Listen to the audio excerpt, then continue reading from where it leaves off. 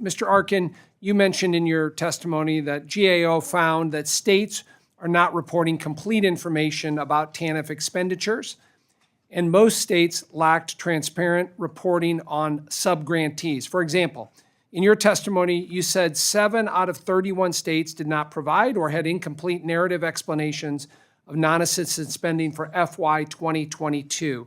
This is extremely concerning because otherwise it's like a black box that we don't know how much behind what categories a state spends in. So my question is, your report provides recommendations for HHS, but are there any legislative recommendations you would make to improve transparency of state non-assistance spending so we can know the impact of the dollars and where they're actually being spent at?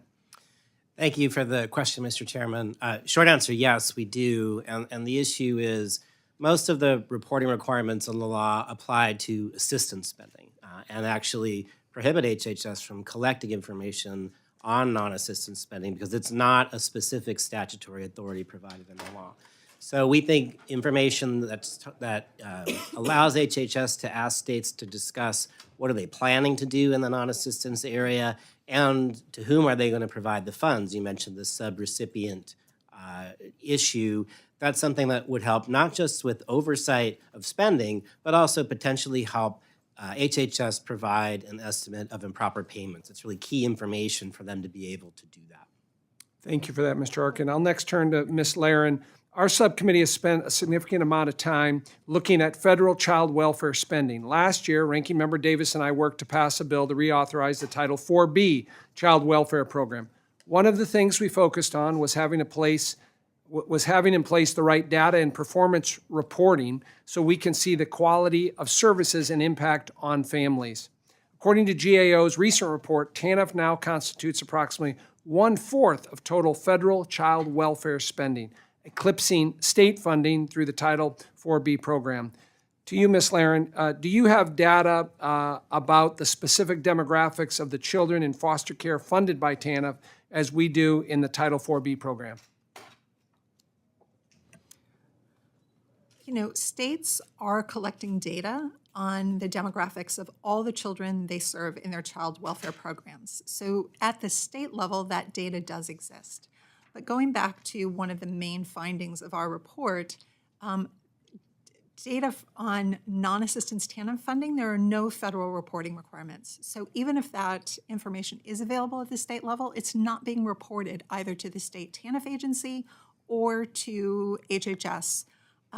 So no, the answer is it's, you know, at the state level, they may be able to disaggregate which children are being served by TANF versus 4E or 4B, but that information is not reported up in a way that makes it easily accessible. And do you have a recommendation on either a statutory change on fixing that reporting requirement? Yeah, this really goes back to the recommendation that we made to Congress to give HHS more oversight authority, which would include more robust reporting requirements for non-assistance spending.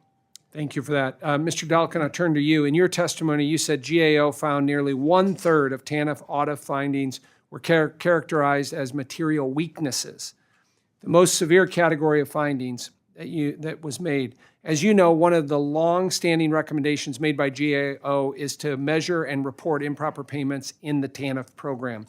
Would applying improper payments reporting to TANF help address or minimize these repeated audit findings, and how are these two related?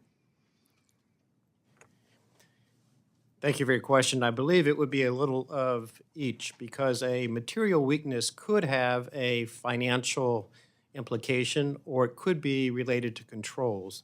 Improper payments relate more to the dollars. And so for the portion of the TANF issues that are material weaknesses related to dollars, that could be subject to the improper payments analysis. For the other portion that relate to the lack of internal controls, it wouldn't fall under the improper payments. Thank you. Mr. Bagdoyan, in your testimony, you stated that HHS's fraud risk assessment portal does not have the functionality to assess and determine the magnitude of each fraud risk facing TANF. From your perspective, what are the key components to efficient fraud risk management, particularly as it relates to putting in place the right processes and technology? Great. Thank you for your question. Mr. Chairman, the fundamentals are captured in this document, which is GAO's fraud risk framework. It's been around for 10 years or so. This is what we benchmark fraud risk management at agencies, and it includes fraud risk assessments, defining the likelihood and the impact of these risks. So it begins with an entity that takes the lead in conducting fraud risk management, doing fraud risk assessments, crafting a strategy and implementing that, and then measuring back to see how effective that strategy has been and making adjustments. But a fraud risk assessment that gets at what you mentioned is at the core, and technology such as deep data analytics can help get an agency to that point. Thank you for that. That concludes my questions. I'll